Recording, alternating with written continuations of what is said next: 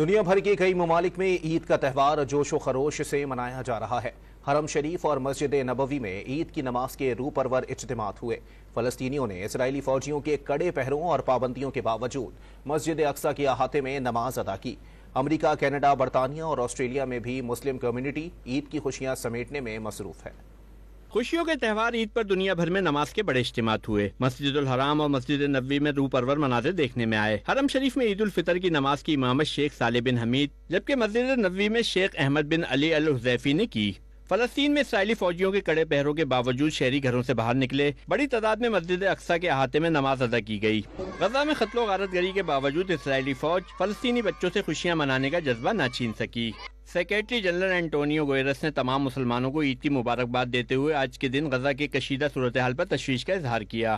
ادھر امریکہ، کینیڈا، برطانیہ اور آسٹریلیا میں بھی مسلم کمیونٹی عید کی خوشیاں منانے میں مگن ہے، جبکہ بھارت اور بنگلہ دیش میں گزشتہ روز شوال کا چاند نظر نہیں آیا، جس کی وجہ سے بھارت اور بنگلہ دیش میں عید کل منائی جائے گی۔